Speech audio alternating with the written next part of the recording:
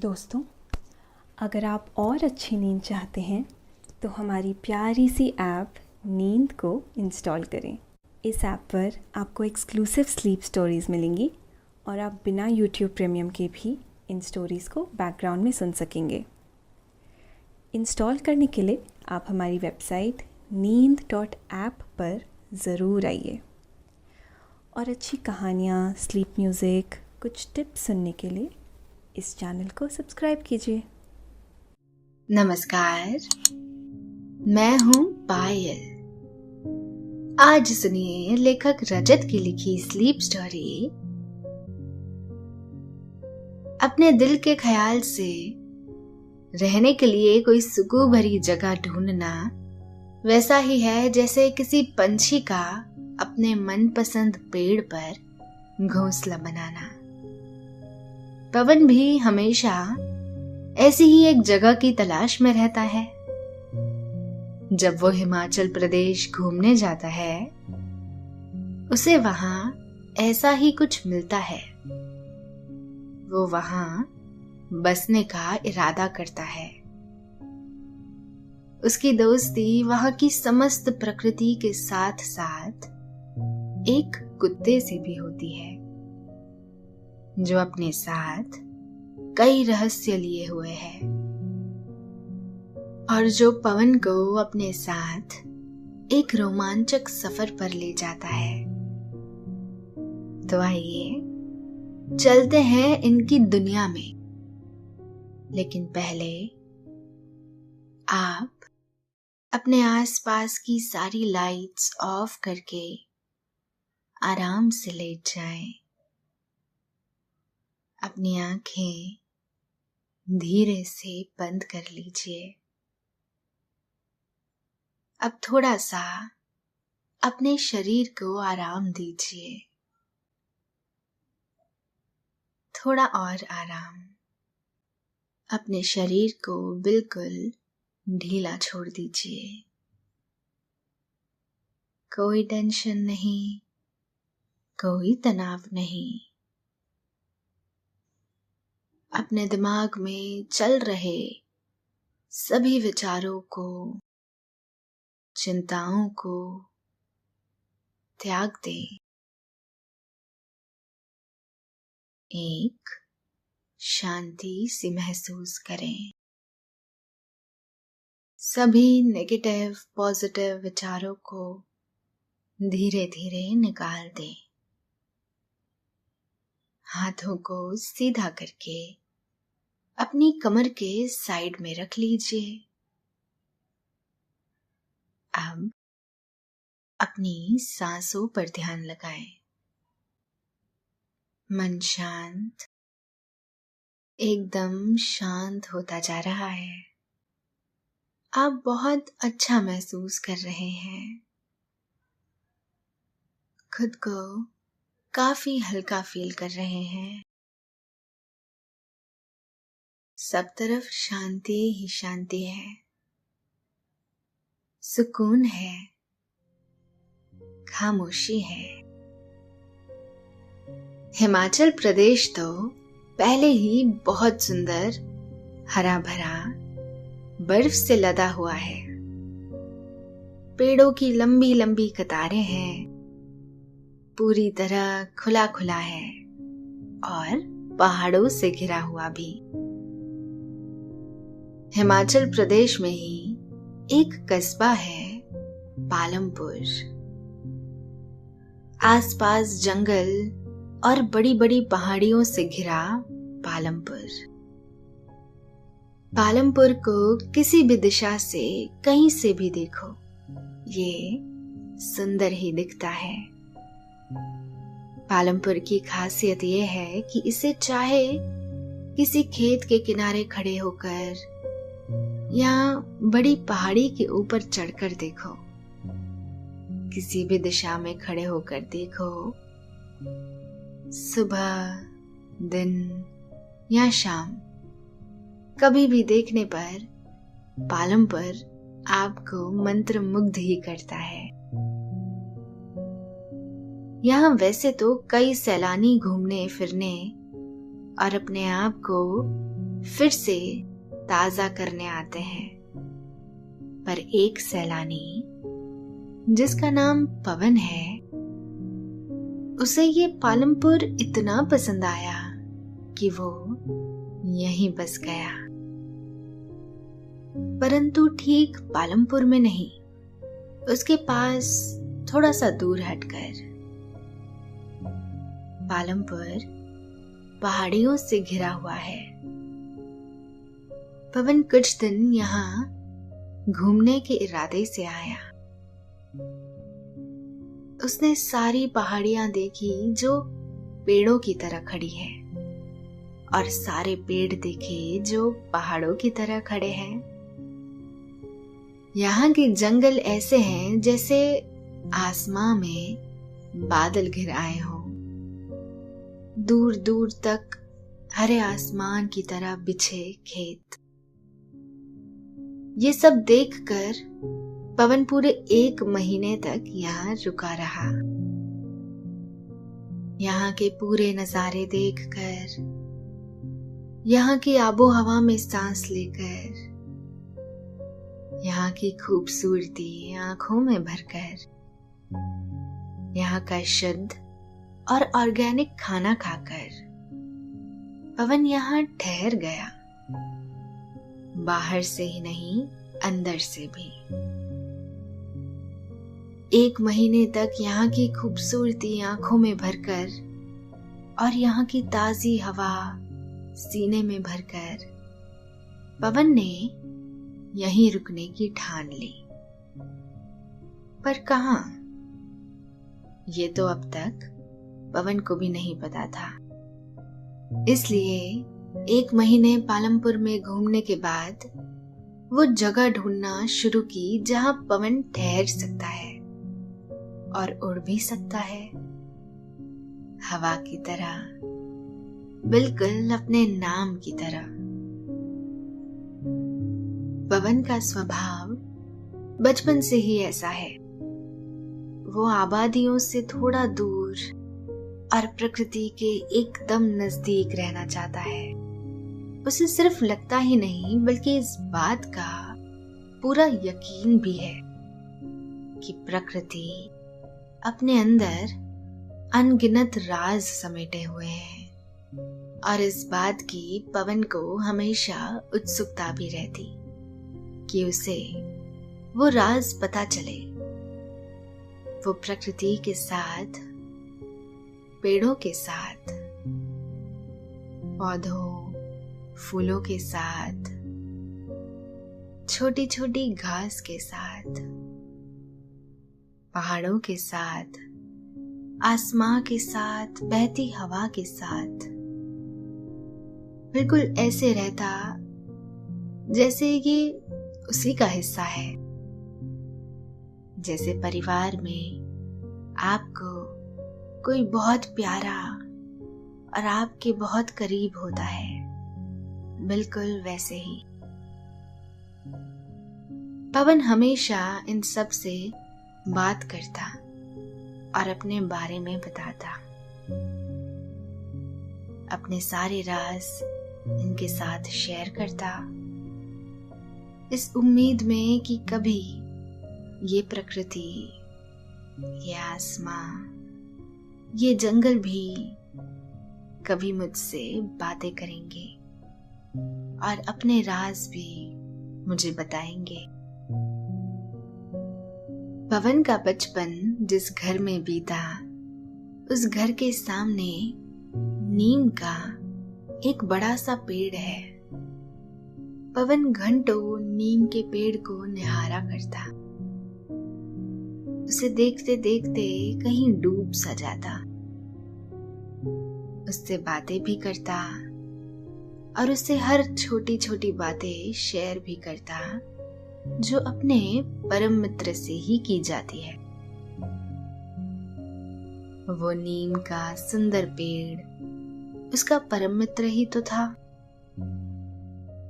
जब पवन 18 साल का था, तब उसके घर के सामने वाले नीम के पेड़ को कुछ लोग काटना चाहते थे।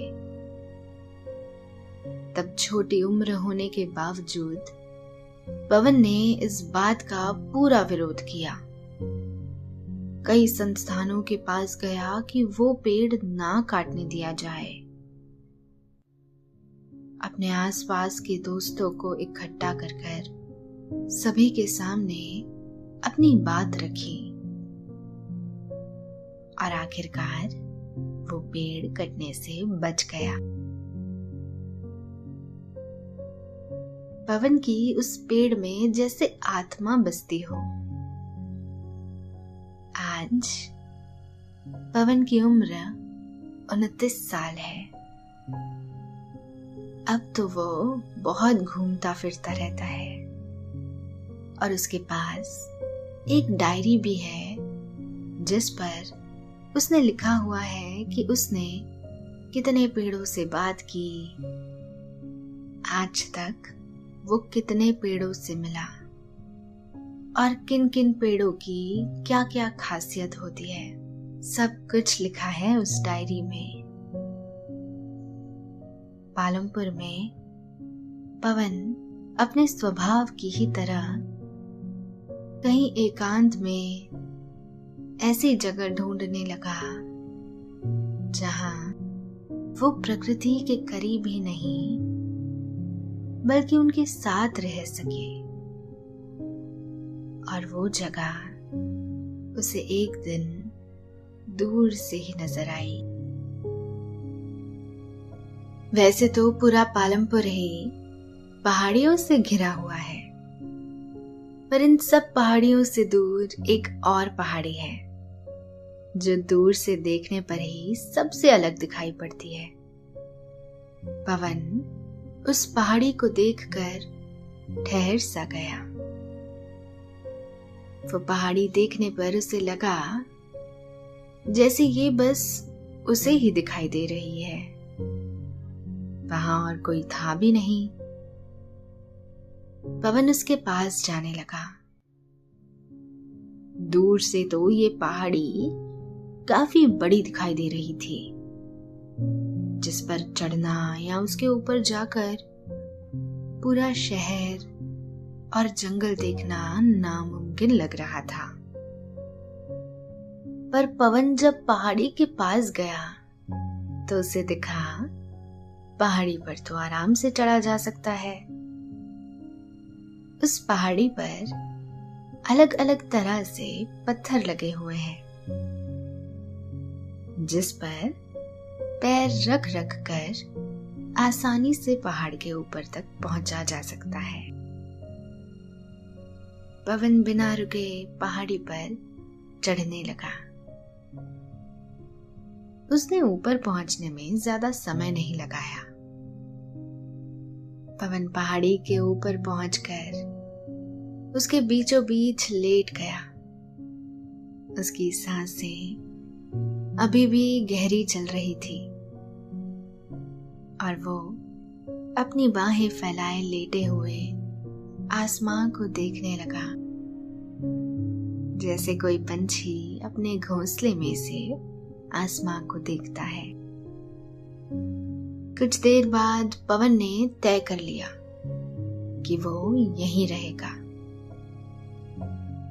ये बात उसके अंदर अचानक से आई, पर कहाँ, उसे अभी ये तो नहीं पता था। वो तो बस वहीं से आसपास सब दूर उत्सुकता से देखने लगा, ढूंढने लगा जैसे कोई हिरन का बच्चा अपनी मां को ढूंढता है। पहाड़ी के एक तरफ वो रास्ता है जहां से वो आया है, दूसरी तरफ जंगल है, उसके दाईं ओर झरना बह रहा है और बाईं ओर बड़े बड़े पत्थर रखे हैं, एक के बाद एक, जैसे इसे किसी ने अपने हाथों से जमाया हो। पवन को ये पत्थर देखकर बिना सोचे तय हो गया कि वो यहीं रहेगा। पर कैसे? शाम होने आई है, इसलिए पवन उस पहाड़ी के बीच में कहीं एक पेड़ के पास चला गया। वहां उसने अपने बैग में रखे हुए फल खाए। उसके सामने के नजारे से वो अपनी आंखों का पेट भरता रहा। धीरे धीरे शाम फिसलने लगी और रात ऊपर चढ़ने लगी। जैसे बच्चे पहाड़ी पर ऊपर चढ़ने और फिसलने का खेल खेला करते हैं। पवन थक चुका है तो नींद उसे ऐसे ही आई जैसे जंगल में रात उतरती है। धीमे से, चुपचाप, बिना कुछ बोले और अचानक पवन को सुबह सूरज ने और बहुत से पंछियों की आवाज ने उठाया। पवन को ध्यान आया कि अभी बहुत काम करना है। ये ढूंढना है कि उन बड़े बड़े पत्थरों के आसपास कहाँ रहा जा सकता है। उसे कई बड़े पत्थरों में एक बहुत बड़ा पत्थर दिखा, जैसे वो बाकी सभी पत्थरों का राजा हो। उस पर से आसपास के सभी नजारे दिख रहे हैं और सामने दिख रही है पहाड़ी। पवन ने तय किया कि वो यहीं घर बनाएगा। उसने पहले फल का कोई पेड़ ढूंढना शुरू किया जो कि वहां बहुत मात्रा में है। फिर उसने वहां बहुत दूर दूर जाकर देखा, तब उसे झरने के पास और पहाड़ी के नीचे और कुछ इधर उधर बिखरी हुई कुछ लकड़ियां और बांस दिखाई दिए। उन्हें उठाकर वो उस बड़े पत्थर पर ले आया और फिर उसने अपना घर बनाना शुरू किया, बिल्कुल उसी तरह जैसे पंछी अपना घोंसला बनाते हैं। जल्द ही घर पूरा बनकर तैयार हो गया। जैसे ही घर पूरी तरह बनकर तैयार हुआ, पवन भी पूरी तरह संतुष्ट हो गया, जैसे उसे आज सब कुछ मिल गया हो। ऐसे ही यहाँ 3 महीने कब गुजर गए पता ही नहीं चला। पवन ने अब पहाड़ी के ऊपर कुछ इंतजाम करने शुरू किए। पहाड़ी का ऊपरी हिस्सा काफी समतल है। उसने एक बड़ा सा पत्थर खींचकर अपनी पहाड़ी के ऊपर बीच में रखा, जैसे वो टेबल हो, और छोटे छोटे 2 पत्थर उसके आमने सामने, जैसे वो कुर्सियां हो। पवन रोज शाम होने पर यहाँ आकर बैठ जाता, कभी इस कुर्सी पर तो कभी दूसरी कुर्सी पर। पहाड़ के नीचे पत्थर पर पवन ने कॉटेज जैसा कुछ बना ही लिया था। पहाड़ी के ऊपर भी उसने छोटी सी झोपड़ी बना ली। यहाँ पूरे समय झरने के बहने की आवाज आती रहती। उस आवाज में मिलती हवा के बहने की आवाज, जो पहाड़ों को काट कर इधर उधर जाती और इन आवाजों के बीच आती जंगल से फूलों, फलों, पत्तियों, अलग अलग किस्मों के पेड़ों और मिट्टी, इन सब की मिली जुली गहरी महक। यहाँ की पवन ने पवन को खुद में ऐसे शामिल कर लिया जैसे वो हमेशा से ही इसी का हिस्सा हो। पवन की दिनचर्या इन्हीं के अनुसार तय हो गई, परंतु दिनचर्या क्या है ये तय नहीं है।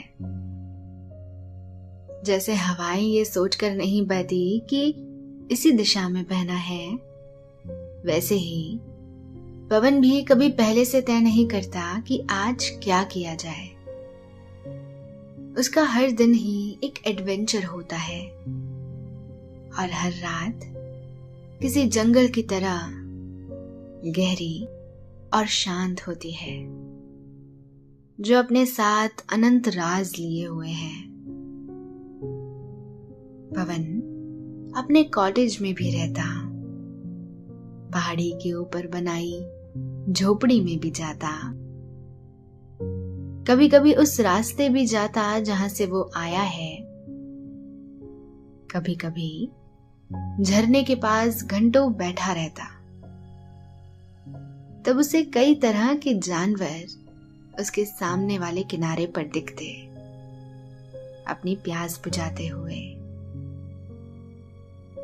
जितने आश्चर्य से पवन उनको देखता, उससे भी ज्यादा उत्सुकता से वो पवन को देखते। पवन उनसे भी बात करना चाहता। अलग अलग जानवरों के हिसाब से उसने सभी के नाम तय भी कर रखे थे। जब भी वो आते, पवन जोर से आवाज लगाता। अब तो वहां के पेड़ भी पवन को बहुत अच्छे से पहचानने लग गए। पवन किसी पेड़ से बातें करता रहता और जब शाम ढलने पर पवन का जाने का समय होता, तो पवन पेड़ों की शाख को चूम लेता और तभी पेड़ भी पवन की जरूरत जितने फल नीचे गिरा देते। जैसे हमारे लिए प्रकृति है, वैसे ही हम भी तो प्रकृति के लिए ही हैं। अगर हम अपने स्वभाव में रहें तो। एक रोज पवन पहाड़ी के नीचे उसके आसपास टहल रहा था और उसे एक जगह पहाड़ी से लगी हुई घनी झाड़ियां दिखी। पवन ने ध्यान से देखा तो उसके पीछे गुफा थी। पवन बिना झाड़ियों को नुकसान पहुंचाए गुफा के अंदर चला गया।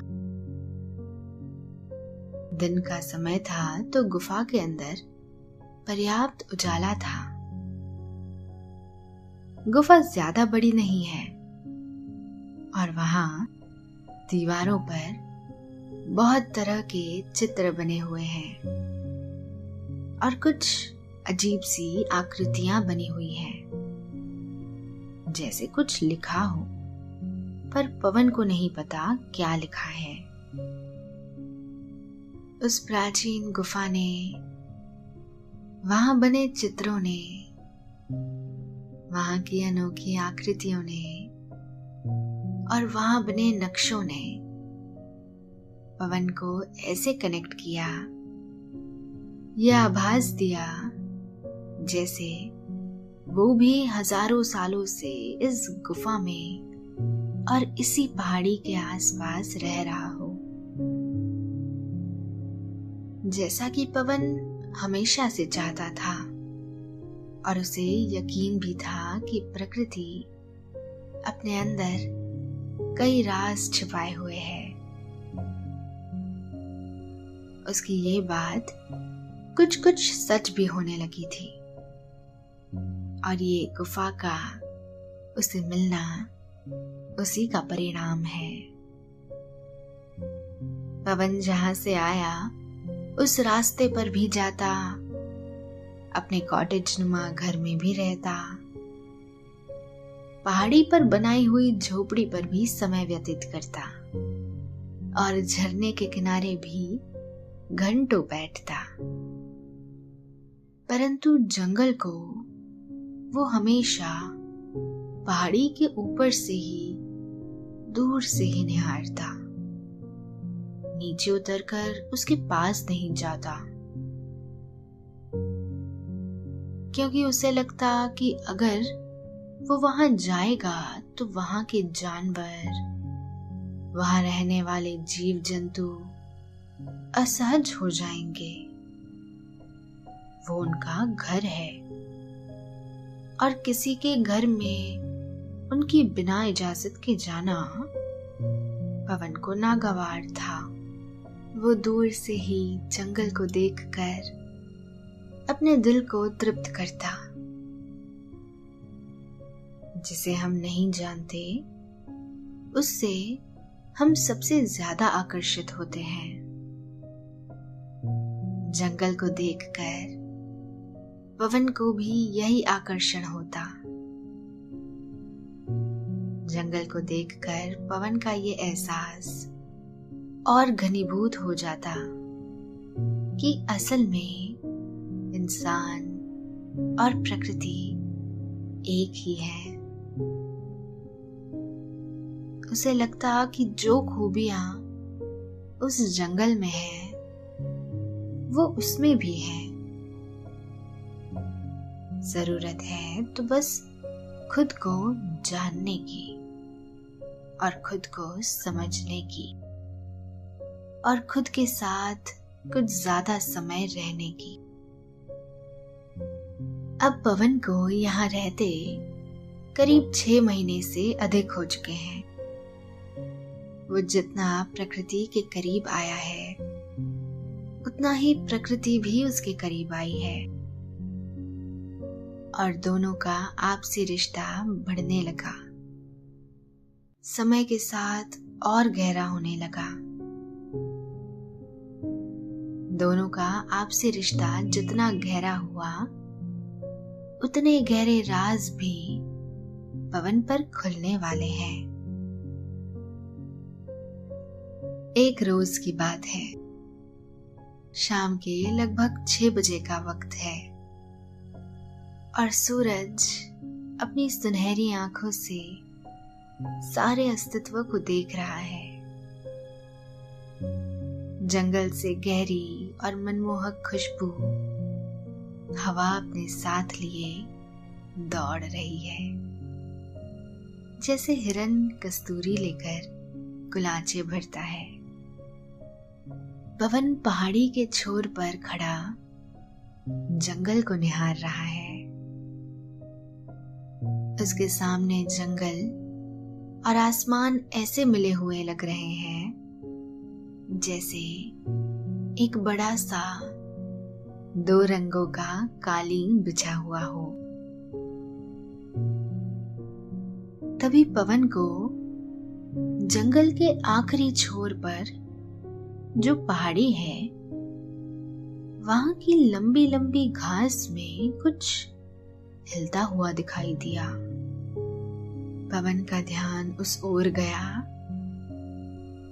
और उसे एहसास हुआ कि उसे वहां उन घास के बीच में से कोई देख रहा है।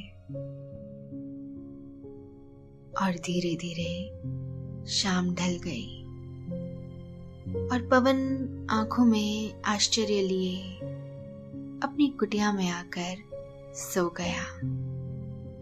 दूसरे दिन पवन उसी समय शाम के वक्त फिर उसी जगह जाकर खड़ा हो गया।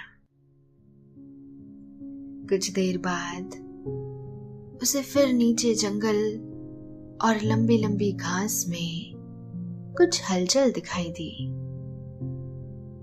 पवन थोड़ा झुका और गौर से देखने लगा। तभी पलक झपकते एक बहुत सुंदर सा दिखने वाला कुत्ता तेजी से पहाड़ के ऊपर चढ़ने लगा। कुत्ते के बदन पर तरह तरह के रंग हैं जो उसे बहुत ही सुंदर और आकर्षक बना रहे हैं।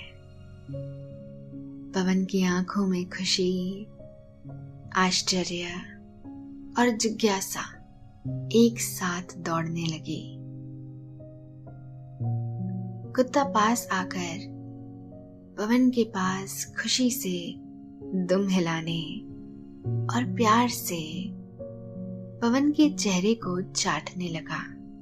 पवन ने उसे गले लगा लिया, जैसे कोई जन्मों का बिछड़ा दोस्त अचानक से मिल गया हो। कुछ क्षण बाद अचानक वो कुत्ता पलटकर जंगल की तरफ देखने लगा। वहां पेड़ों के ऊपर तितलियों का एक झुंड मंडरा रहा है। पवन ने अपने हाथों को देखा। उसमें तरह तरह के रंग लगे हुए हैं। आगे जानिए कि वो कुत्ता जंगल से क्यों आया, पवन से इस तरह क्यों मिला, उस पर इस तरह से रंग क्यों लगे हुए हैं,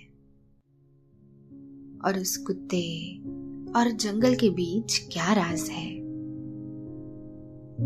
और क्या वो कुत्ता पवन को अपने साथ जंगल अपने घर ले जाना चाहता है।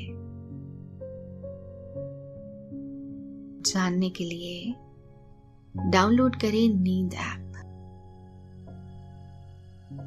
और अब आपको नींद आ रही है। नींद आपको धीरे धीरे सुला रही है। आप शांति से नींद में जा रहे हैं।